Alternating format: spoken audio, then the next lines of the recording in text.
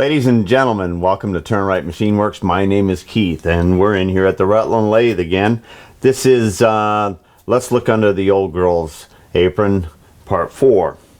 Now, we're going to be getting in there, and we're going to be cutting out some black wipers as we promised in episode 3 there. But before we do, I want to go ahead and I want to put the gap back in the lathe here. And I'm going to bring you in, and we're going to see if the fairy tales apply to this lathe here about not getting this back in line, or if there's a legit reason why these things don't match back up once you pull them. All right, let's come on in close and let's get a good look at how I'm going to put this thing back together. All right, we've wiped this off with a rag. First off, we've taken our knife and we've gone around and we've made sure that we removed any paint that is on the metal surfaces where they join each other, and we've done that with the gap as well. Now we've taken and wire wheeled and cleaned our fasteners, wire wheeled and cleaned our taper pins.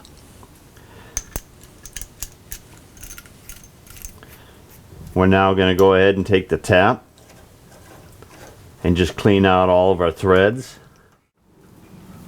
Okay, by just tapping out and cleaning all of this just means that our fasteners will be able to come down and tighten up as they're supposed to be, and there'll be nothing interfering with that.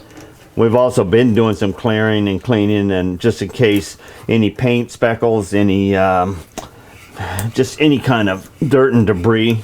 And I put a rag down underneath here, and I can actually see stuff falling down on the rag, and when I pull my tap out of here I can see that there's a little bit of stuff stuck into the flutes.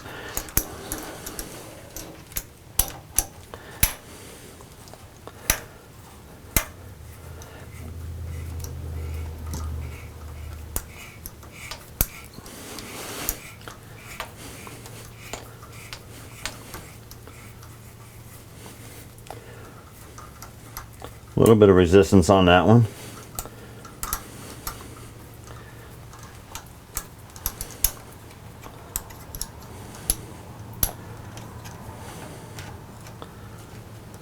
Yeah, some debris come flying out of that one as well.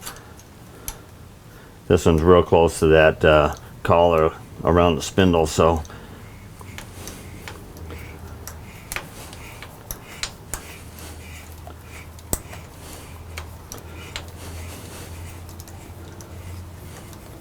okay, we'll go ahead and we'll take out this tap. We're going to blow this area out of here.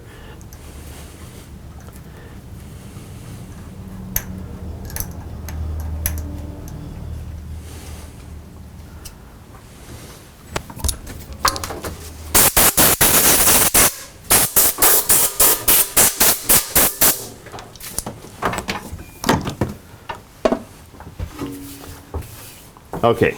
Now, well, for our taper pins, we went ahead and we got in our file and grabbed one of our taper reamers. This is not a brand, this is extremely used. I've even had drill chuck spin on this over the years.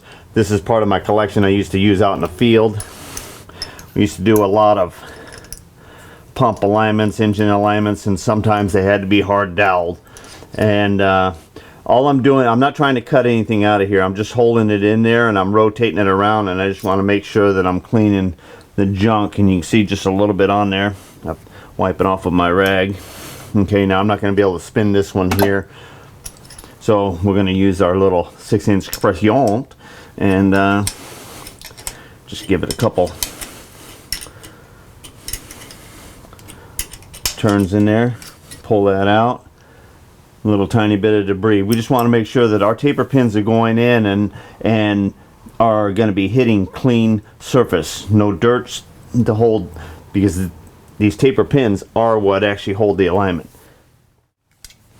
Okay, we have the gap up here, and we're doing the same thing here.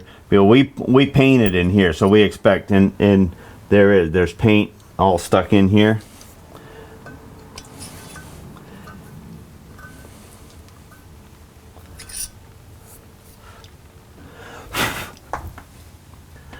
Now these we can hold up to the light. We can actually look in there and we can see that there's nothing there. Same thing on here. That one really felt like there was there's a lot of paint and debris in there.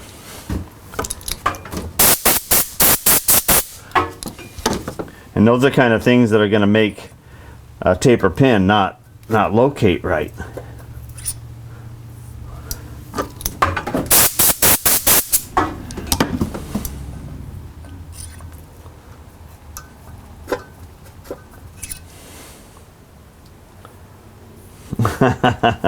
I must have been really dripping that paint in there, because I'm still getting a little bit out in there. Okay, now it's looking pretty clean. I'm gonna grab the flashlight because I gotta look in these two taper pin holes and make sure that I see metal 100% there before I'm ready or believe that this will be ready to go down and locate again. Okay, both of those look good right there, and we just double check, nothing on the outside. Okay, we're ready to put this thing down on the gap. Let me move you back over to the gap. We're nice and clear and clean here, and this is our oil can with whey oil, and we're putting a light coat everywhere.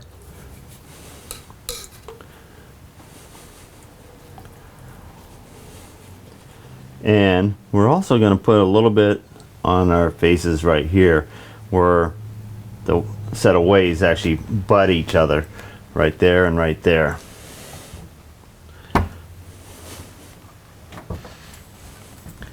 Okay, and we got our bottom of our ways here, and we're just making sure, wiping those good.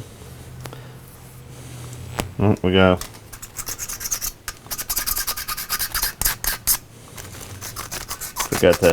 our paint here.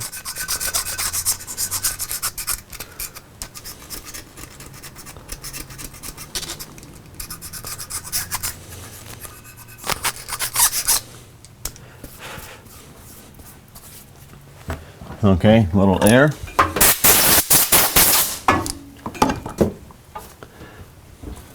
Okay, now we're just gonna float. Oh, by the way, look how nice I ground that down, and how nice that really looks compared to how it used to look in there.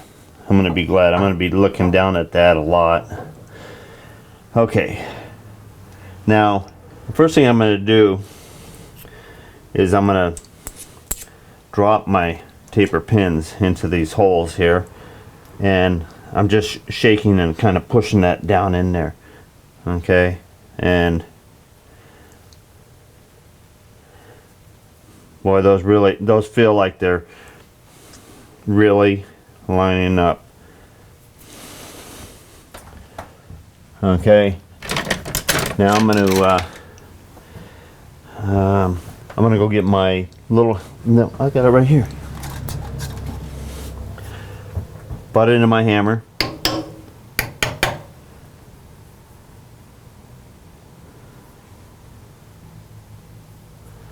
Okay, pretty close. It still feels a little slight mismatch there, but we haven't cranked this thing down, and we have a little bit of oil in there, not much, but some that this thing is floating on.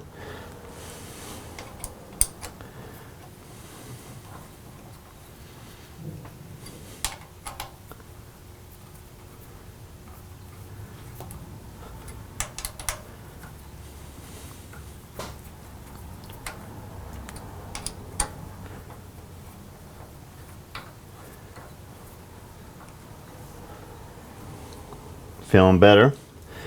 All right.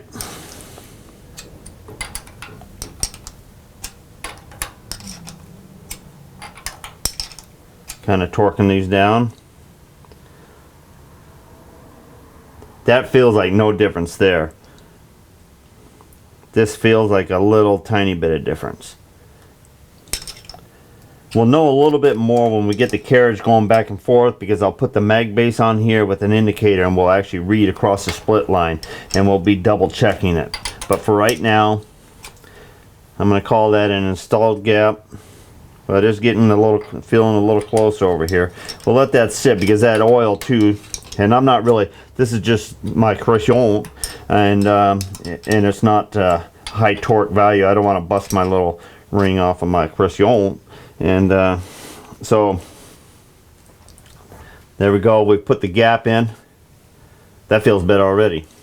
All right, but an indicator will tell that, and my carriage is not put together completely yet to go ahead and put it and crank it back and forth and read this with an indicator. But it feels super, this feels flawless.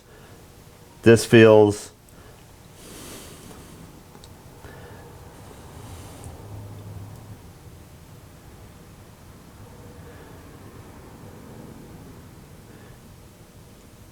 can't really tell you if it's that way, or if it's just down or up.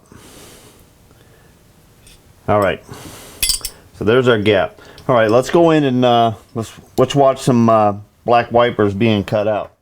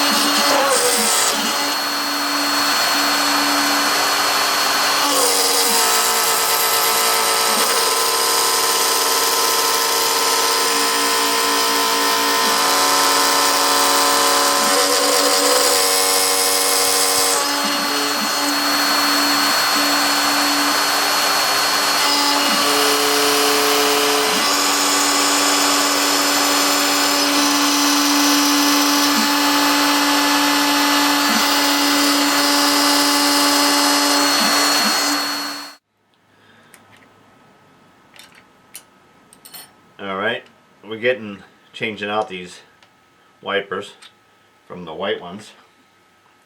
We've got all the black ones here. ready to rock and roll. And I think this is the back one here and the forward side.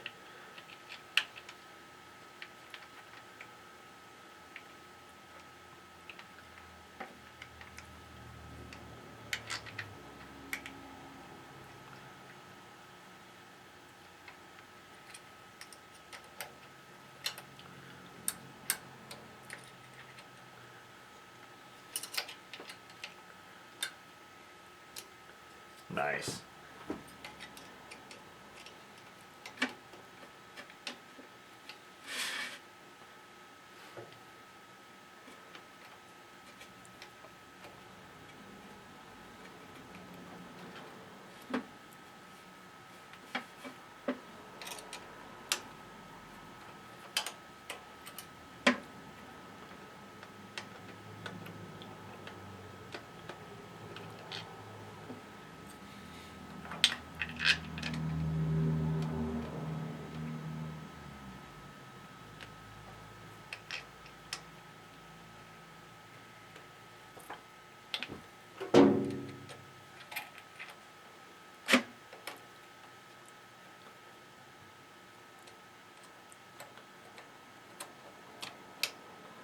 Awesome.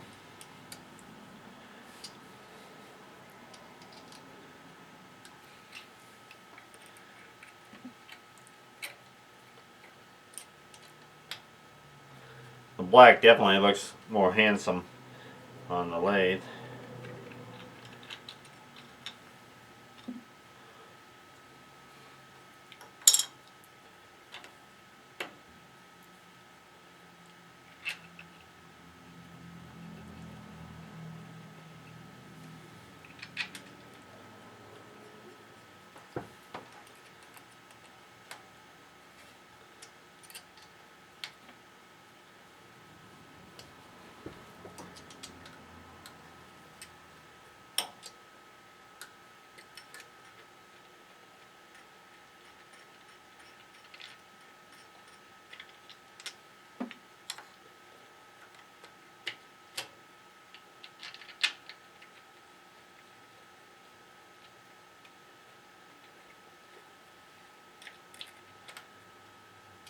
Definitely got these front ones here really dialed in on that hole center.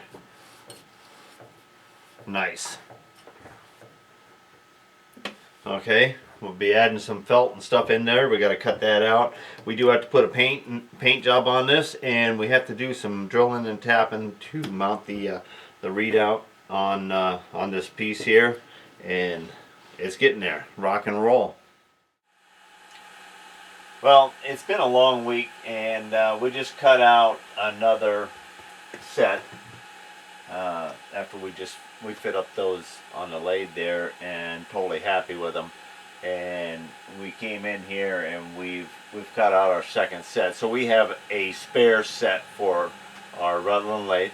Hey, in case something gets dropped, you know, whatever might happen down the road.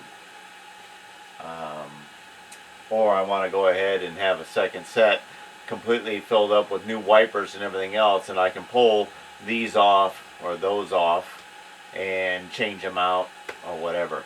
But if I happen to have a crash or a meltdown or whatever on them, I'll have a backup set. Now, the rest of this sheet, I'm going to go ahead and, because I've had requests already, I have two sets that have been requested in the last week or so, because of the last video and what I was doing, and also what I post on my Facebook. And I have two white sets with the holes in them already. I really suggest, and I'm going to go ahead and I'm going to make the rest of them without any holes in them, because I believe there's a variance in those holes between all of the Rutland lathes, the Encode lathes, the Grizzly lathes, all the same style.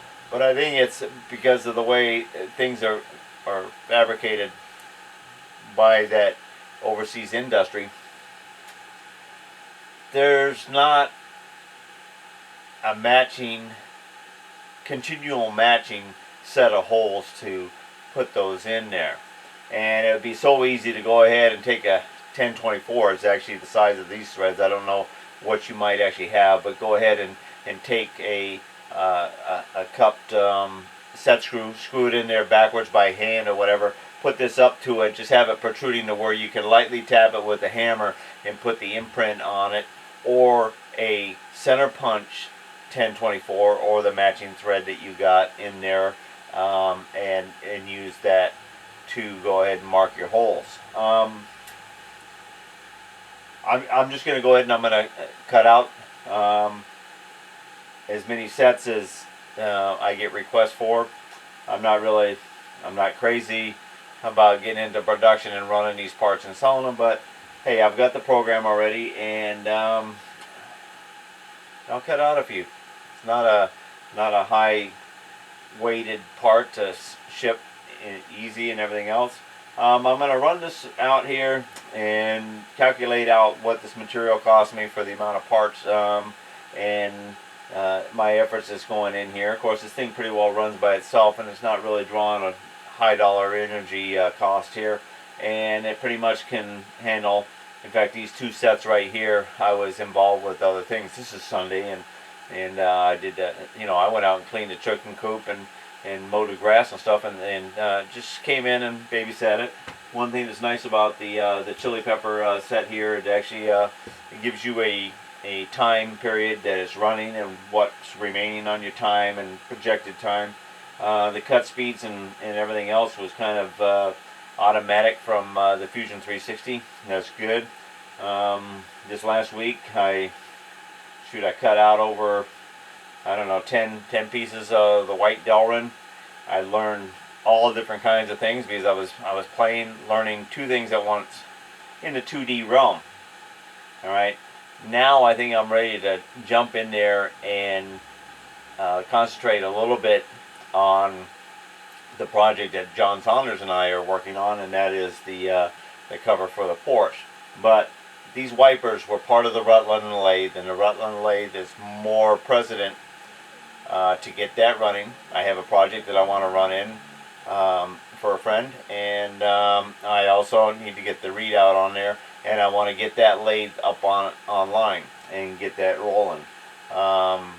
And this is one of the things that I wanted to do to it, and you know that I'm persistent. Like the plasma cam, it took me 5 months to put it together the way I wanted to put it together before I struck the first arc on it, and the rewards are, you know, right there. All right, I'm going to let this run in between jobs. I'm going to run these parts now without any holes in them. That way there's not a flaw in these parts until you drill the hole in the wrong spot, which I don't know what is the right spot for your lathe as well. It took me a couple of them to get it right for my own spot, and that's because I didn't transfer punch it. I could have created a blank and then put it in there and done what I'm telling you to, but I was practicing measuring and creating location on here, and I found out that the best way to locate a small hole like that is to go ahead and screw in a nice good quality socket heads cap screw with a uniform head on it, and you can measure over and scale from there with your instruments, and it works a lot better than trying to eyeball a coarse thread on a small bolt. It just doesn't work out too well. All right, until the next video, get her done.